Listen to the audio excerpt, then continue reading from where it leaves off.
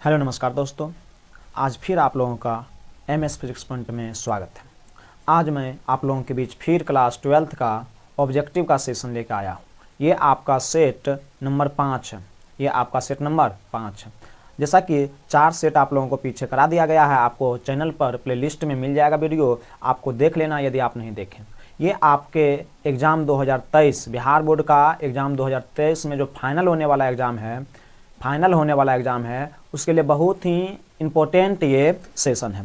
तो चलिए बिना वक्त को बेफालतू में गंवाए हुए हम लोग आते हैं विषय वस्तु की ओर। बस कॉपी कलम, फिर भी वही कहेंगे, कॉपी कलम लेकर बैठना है साथ में। यहाँ डिस्क्रिप्टिव यानी कि पूरा विश्लेषण किया जाता है ऑब्जेक्टिव का। चलिए आगे बढ़ते हैं।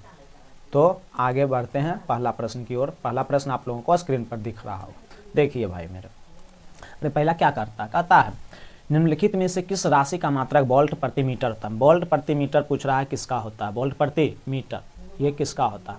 देखिए किसका होता है वोल्ट प्रति मीटर। एक मिनट रंग चूज कर लेते हैं। वोल्ट प्रति मीटर किसका होता है, तो देखिए वेक्टर ई बराबर होता है, एक होता है विद्युत क्षेत्र की तीव्रता में वेक्टर ई बराबर यानी कि विद्युत क्षेत्र में माइनस डी वी या डेल्टा वी बटे डेल्टा एक्स यानी कि वी विभव है, तो भी यानी कि विभवांतर का मात्रक, विभव यानी कि वोल्ट, अप्रति ये दूरी है तो मीटर, दूरी का मात्रक मीटर। तो वोल्ट प्रति मीटर ये क्या किसका आ गया है, वेक्टर ई का, यानी कि वेक्टर ई क्या हो गया है, विद्युत क्षेत्र यानी कि विद्युत क्षेत्र की तीव्रता। तो ऑप्शन नंबर क्या हो जाएगा, option number D is the right answer. यदि विद्युतीय विभव कहेगा तो विद्युतीय विभव का मात्रक सिर्फ होता है क्या, वोल्ट होता है। क्या होता है, वोल्ट होता है। यदि ऑप्शन नंबर ए जो आपका है विद्युतीय फ्लक्स की यदि हम बात करें तो विद्युतीय फ्लक्स का ऐसा मात्रक क्या हो जाएगा, फ्लक्स को सूचित करते हैं फाई से, और फाई बराबर होता है एक होता है बी ए और एक होता है ई ए यानी कि ई ए। तो विद्युतीय फ्लक्स ये चुंबकीय फ्लक्स का होता है और विद्युतीय फ्लक्स का हो जाता है फाई बराबर ये वाला, फाई बराबर ई इंटू ए। तो यहाँ से मात्रक निकाल सकते हैं न्यूटन प्रति coulomb into metre square, newton प्रति कूलम इंटू क्षेत्रफल का मीटर स्क्वायर यानी कि न्यूटन मीटर स्क्वायर प्रति कूलम, न्यूटन मीटर स्क्वायर प्रति कूलम हो जाएगा विद्युतीय फ्लक्स का मात्रक। ऑप्शन नंबर सी में विद्युतधारिता है, इसका मात्रक होता है फैराडे। विद्युतधारिता का मात्रक फैराडे, विद्युतधारिता का मात्रक क्या होता है, फैराडे। तो चलिए आपका राइट आंसर हो जाएगा option number D is the right answer. Next प्रश्न की ओर चलते हैं। अगला प्रश्न आपका है, कहता है R1 व R2 त्रिज्याओं के दो चालक गोलों पृष्ठ पर आवेशों के पृष्ठ घनत्व बराबर है, पृष्ठों पर विद्युत क्षेत्र की तीव्रता ज्ञात करें। रेडियस बराबर है E1 और E2 पूछ रहा है। देखिए रेडियस बराबर है तो R1 का स्क्वायर R2 का स्क्वायर यदि हम करेंगे बराबर है तो से R2 का स्क्वायर बराबर है तो दोनों का एक ही लिख देंगे 1 1, तो दोनों कट जाएगा तो यानी 1:1 आ जाएगा। Option number D the right answer. Next प्रश्न की ओर चलते हैं भाई।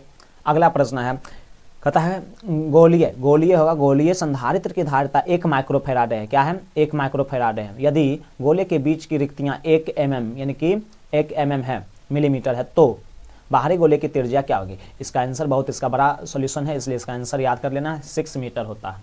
नेक्स्ट प्रश्न की ओर चलते हैं। तो अगले प्रश्न की ओर चलते हैं। ये अगला प्रश्न आ गया आपके भाई, क्या है, कहता है एक खोखले गोले की त्रिज्या आर है। क्या है, आर है, आर तथा उस पर आवेश Q कूलम है। उसके केंद्र पर विद्युत विभव पूछ रहा है, केंद्र पर विद्युत विभव, इससे आर त्रिज्या। एक मिनट थोड़ा सा एक मिनट भाई, थोड़ा सा प्रॉब्लम हो गया।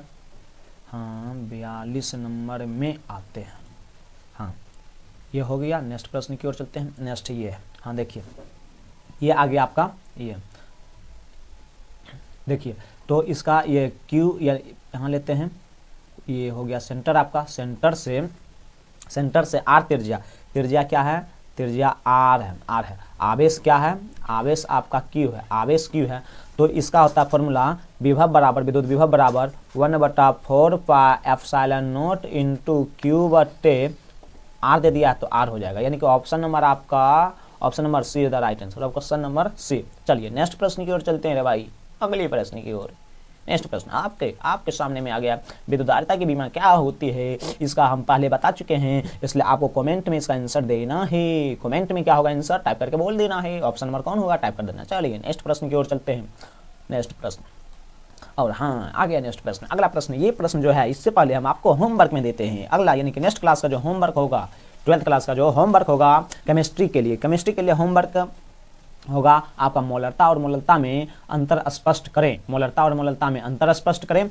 उसके बाद दूसरा क्वेश्चन होगा फिजिक्स में आपका दूसरा प्रश्न फिजिक्स का क्या है, फिजिक्स का दूसरा प्रश्न है अनंत समतल चादर के कारण विद्युत क्षेत्र की तीव्रता निकालना, अनंत समतल चादर के कारण विद्युत क्षेत्र की तीव्रता ज्ञात करें। चलिए नेक्स्ट प्रश्न की ओर चलते हैं। हाँ, ये इसका आंसर बताना है। कहता है आवेशित खोखले गोलाकार चालक के केंद्र पर क्या होगा। तो देखिए गोलाकार चालक है, थोड़ा सा पहले हम आपको बता देते हैं। गोलाकार चालक है, इसके अंदर कोई भी वस्तु लाते हैं चालक वाला, तो इस पर यानी कि केंद्र पर विद्युत क्षेत्र की तीव्रता का मान 0 होता है। क्या होता है? 0 होता है, लेकिन विभव 0 नहीं होता। तो ऑप्शन नंबर क्या हो जाएगा? ऑप्शन नंबर एम का था विद्युत क्षेत्र एवं विभव दोनों शून्य होता है। गलत। ऑप्शन नंबर बी विभव शून्य होता है किंतु विद्युत क्षेत्र नहीं, विभव शून्य होता है। गलत।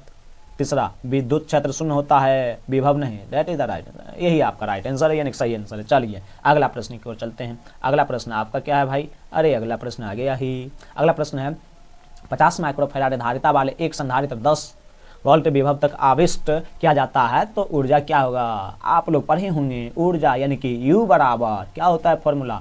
U बराबर होता है 1/2 CV²। क्या होता है? 1/2 CV²। तो 1/2 C के जगह कितना दिया? 50 फैराडे दिया। 50 माइक्रो फैराडे है तो इसको बदल देंगे फैराडे में। तो 1 माइक्रो फैराडे बराबर यहाँ लिख देते हैं 1 माइक्रो फैराडे बराबर होता है 10⁻⁻6 फैराडे। तो यहाँ 10⁻⁻6 से गुना हो जाएगा। और गुना विभव दिया है तो 10 से गुना 10 से। अब देखिए कौन कौन कटेगा, ये 2 से कट जाएगा 25 कट जाएगा। अब क्या बच जाएगा? 25 गुना 10 पर पावर, देखिए 6 गो में से 2 गो घट जाएगा तो -4। इसको हम लिख सकते हैं, क्या लिख सकते हैं? 2.5 गुना 10 पर पावर -3 जूल, क्योंकि ऊर्जा का मात्रक क्या होता है? सभी प्रकार की ऊर्जाओं का मात्रक जूल होता है। इसलिए क्या ऑप्शन नंबर कौन है? Option number A is the right answer भाई मेरे। क्या है? उम्मीद करते हैं कि समझ गए होंगे। प्रश्न न्यूमेरिकल है, आसान होता है न्यूमेरिकल, डरना नहीं है, टकराना है ना अस्त्र से ना शस्त्र से। अपना के देखो विकसबा के ब्रह्मास्त्र को। चलिए नेक्स्ट प्रश्न चलते हैं।